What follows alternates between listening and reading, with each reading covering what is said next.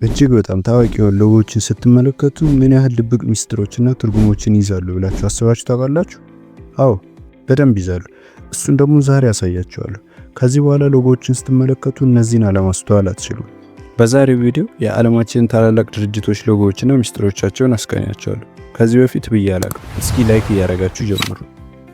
በአስገራሚ ሎጎውን ጀምር። ፌዴክስን እንመልከተው። ጽሁፍ ብቻ ነው የሚታየው? ተሳስታችኋል። በሌተር ኢ እና ኤክስ መሃል ቀረብ ብላችሁ ስትመለከቱ ቀስት ምልክት ይታያቸዋል። ኔጌቲቭ ስፔስ አቀራረብ ይባላል። የምትመለከቷት አይከን ፍጥነትን፣ ትክክለኛነትና ወደፊት መንቀሳቀስን ትገልጻለች።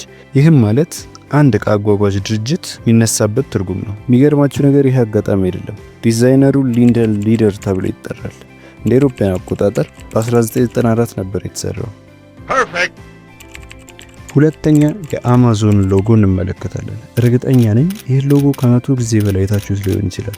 ነገር ግን ስንቶቻችሁ የምትመለከቷት ብርቱካናማ ምልክት ከፈገግታ ትርጉም በላይ እንደሆነች ታውቃላችሁ? ይህን ራሱ አታውቁ። እንደምትመለከቱት ምልክቷ ከሌተር ኤ ተነስታ ዜድ ድረስ ሄዳ ነው የምትቆመው። ከዚህም ደግሞ አማዞን ከኤስ ከዜድ ምንም ነገር ፈልጋችሁ እኛ ድርጅት ውስጥ አታጡም የሚለውን ነገር ለማሳየት ነበር የተጠቀመበት። ከዛ ውጪ ግን ምልክቷ ፈገግታ ናት። ይህም የደንበኛ እርካታንም ጭምር ያሳያል። በጣም ቀላል ማራኪና ወሳኝ አርማ ነው። ሶስተኛው ሎጎ በሚገርም ሁኔታ ማይንድ ብሎዊንግ ነው። የቶዮታ ሎጎ ዝም ብሎ የተለየ አርማ ብቻ አይደለም። ስንቶቻችን ራሱ ፊደላቶቹን ወይም ቶዮታ የሚለውን ሰብስቦ እንደያዘ እናውቃለን? እያንዳንዱ የሎጎ ክፍሎች ቲ ኦ ዋይ ኦ ቲ ኤ ሚለውን በውስጡ ይዟል።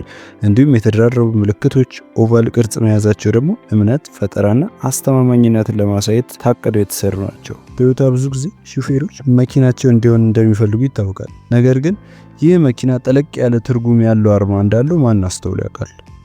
አይስክሬም የምትወዱ ሰዎች ይሄ ለእናንተ ነው። እስኪ ቢአር የሚለውን የባስኪን ሮቢንስ ሎጎ ፊደላት ላይ ተመልከቱ። ምንም ያስተዋላችሁት ነገር የለም? እንግዲያውስ ልንገራችሁ።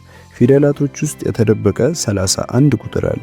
ይህም የሆነበት ምክንያት ባስኪን ሮቢንስ አይስክሬም ባሉት 31 የተለያዩ ጣዕም ባላቸው ክሬሞች ይታወቃል። አንዱን ክሬም ለአንድ ቀን ነው የሚጠቀሙት። እንዲሁም በቀላሉ 31 ፍሌቨር አለን ከማለት ይልቅ ሎጓቸው ላይ እንዲሆን አደረጉት። ስሙዝ ብራንዲንግ። በመጨረሻም ስለ ሃንዳይ ሎጎ እናውራ። ብዙ ጊዜ ሰው የሚመለከተው ኤች ፊደል ብቻ መሆኑን ነው። እስኪ በደንብ ተመልከቱት። ሁለት የሚጨባበጡ ሰዎች የሚመስሉ ነገር አይታያችሁም? አንደኛው ከስተመር ወይም የድርጅቱን ደንበኛ የሚወክል ሲሆን ሁለተኛው ደግሞ ድርጅቱን።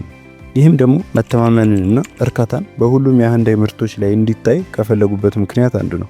ቀላል አርማ ውስጥ ስውር ግን ኃይለኛ ምልክት ነው። እነዚህም ዛሬ ያየናቸው 5 ድብቅ ትርጉም ያላቸው ምልክቶች ሰዎች ብዙ ጊዜ የማያስተውሉት የሎጎ ባህሪዎች ናቸው።